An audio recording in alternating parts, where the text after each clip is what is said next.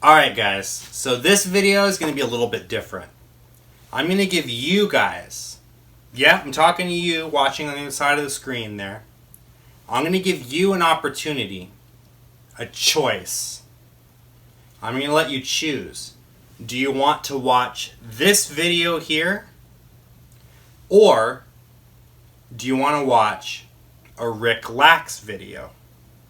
So you have Michael O'Brien's video or Rick Lax's video. I'm going to let you go ahead and choose by commenting in the comment section which video you want to watch. Go ahead and do that now. No, seriously, you need to type this comment right now. So if you're just sitting there waiting for something to happen, it ain't going to happen until you've typed a comment. So I'll wait. Not even wearing a watch. Did you do it? Awesome. Go ahead and click the like button to lock that bad boy in, because as we all know, it doesn't work unless you've clicked the like button. Good? Awesome.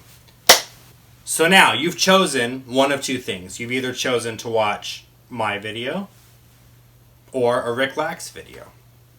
So let's see what you guys chose. Interesting. So, if you chose a Rick Lax video, guess what? We're going to go ahead and eliminate that video. Seems fair, right? You chose it. So that's the one that we're going to go ahead and eliminate. Now, if you chose the Michael O'Brien video, congratulations. You chose the video that we're going to watch. So go ahead and stick around, because we're going to be talking today of Equivo-QUE.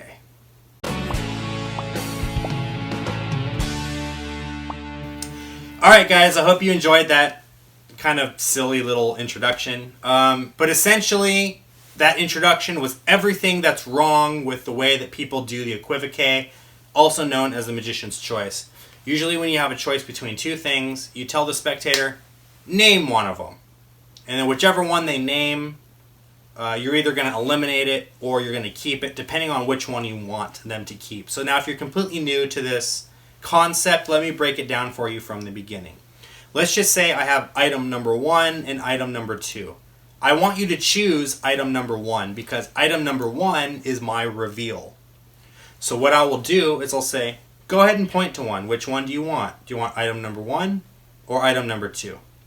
If they point to item number 2, I'm going to say, item number 2 is the one that you want to eliminate? Perfect. We'll go ahead and eliminate that one. That leaves us with item number 1, which is my reveal. If they would have chosen item number 1, you would say, you want to stick with item number 1?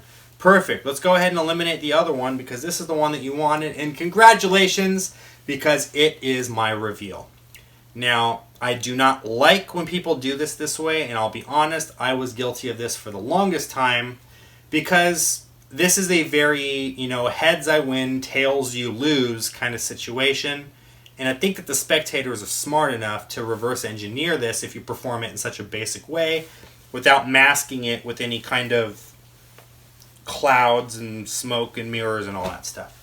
So the easiest way to cover this is by doing a little technique that I like to call branching. So I'm going to get all back to the future on you here now, okay? Get ready for this. So imagine you have this line, right? And this line represents your performance. And you get to a point in the performance where you're going to ask them a question, right? You're going to ask them, which one do you want? Do you want this one or do you want this one? Now you can do magician's choice the way that I said, that most people do it just a minute ago. The way that we chose between my video or the Rick Lax video.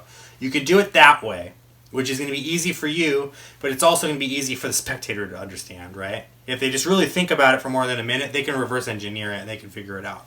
Or even worse, they'll call you out on it right then and there, and I'll say, well, I don't want to get rid of number 2. I want to keep number 2. And now what are you going to do? Now you're stuck. Now your trick's not going to work. So what you do is the branching technique. So you have this line. You get to the point when you ask the question. Let's just say they said number 1.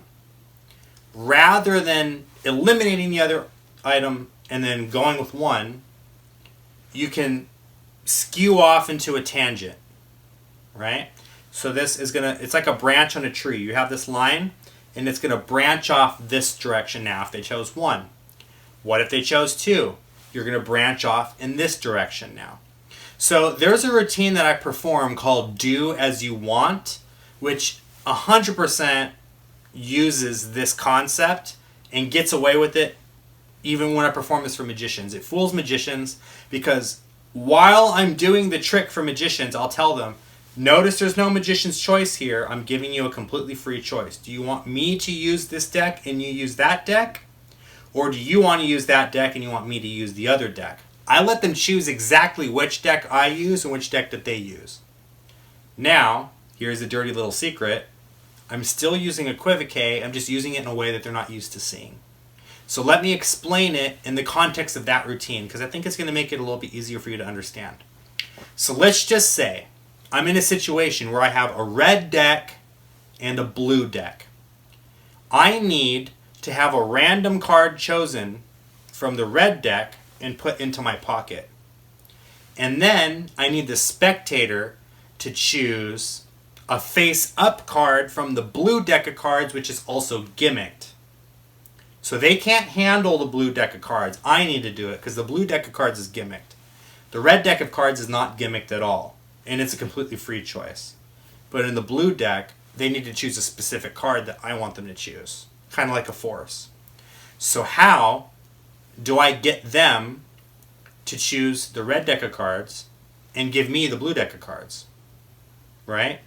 By performing this branching technique, you can give them the impression that they had a free choice, when in reality, all you're doing is just changing your routine and stepping off into a different direction, or branch in this case, depending on what they chose. So let's go with scenario number one.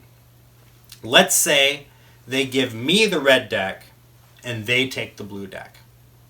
I'm going to word this in a very specific way. I'm going to say, okay, you want me to choose a card from the red deck, and I want you to choose a card from the blue deck. Right? Perfect. So I am going to hold on to the blue deck. You're going to hold on to the red deck. I want you to spread the red deck out. I'm going to take a card from it, and I'm going to stick it into my pocket. We'll put the red cards away now. I'm going to take out the blue cards, but I'm going to make it easier for you. I'm going to spread them face up so you can see which one you want. You want that one? Perfect. I take this one out and I set it aside, and I'm going to put the rest of the cards away. Now, you want to see something really cool? The card that you chose face up and had a free choice matched the card in my pocket. That's scenario one. Now let's rewind back again. Red deck, blue deck. But this time, let's just say that they change it up. Let's just say that they switch it. And so now they want me to have the red deck and they want to have the blue deck. So now it's switched. So now they're not holding the red cards. I'm holding the red cards.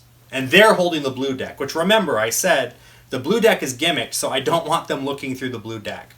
So how do I deal with this if that's the way that they want to do it? Simple. I say, all right, so you're going to use the blue cards. I'm going to use the red cards. That's fine. I'm going to choose a card myself first. I'm going to make a prediction. I look through the red cards. I take out a card from the red deck. Put the red cards away. Set them aside. All right, so now we're going to have you take out a card. So let me go ahead and spread the blue cards face up so you can see them. Go ahead and touch a card that you want out. We'll put the blue cards away. Perfect. Now, I know it's hard to kind of visualize this without me doing it. I suggest, if you haven't already, watch my performance of Do As You Want. I'll link it to the description below. And if I'm feeling super generous, I might even link the explanation there. We'll see. Depends how many of you guys put Rick Lack's video in the comment section there. We'll see how it goes. But let's explain what happened. So in the first option, they told me that they wanted to hold on to the red deck and I wanted to hold on to the blue deck. So when they have the red deck in their hand, it's safe. They can shuffle the red deck, they can look through it, whatever they want. So I'll have them do whatever they want with the cards, and then I'll have them spread them out, and I'll take a random card out because that's all I need to do. And then I place it in my pocket.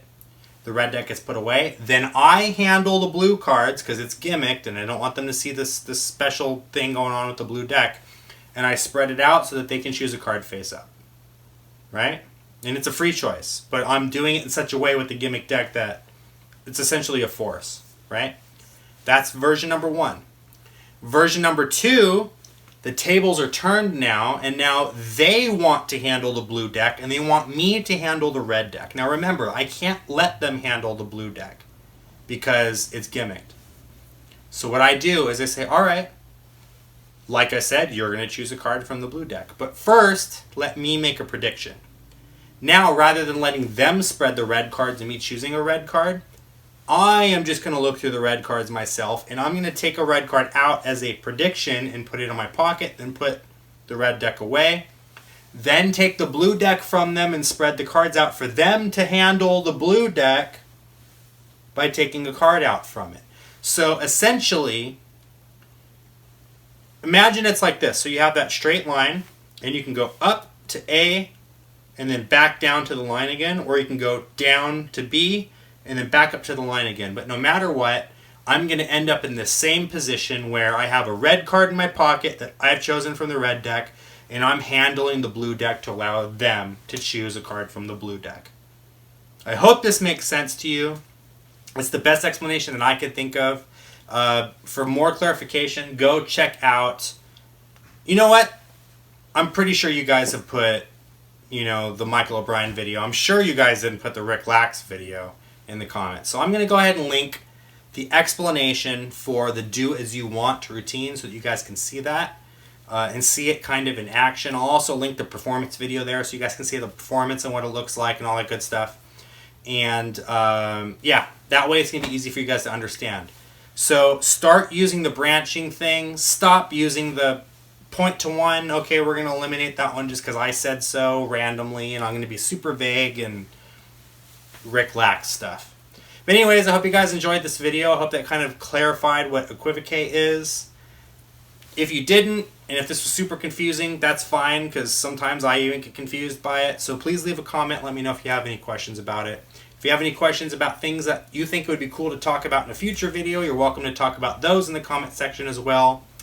And actually, I want to hear your guys' thoughts on Equivo-QUE and different ways that you could use it to kind of enhance your performance and to kind of get away from that stupid way of doing it that most of us do. But anyways, thank you so much for watching this video, guys. Don't forget to like, share, subscribe, all that good stuff. Catch you guys next time.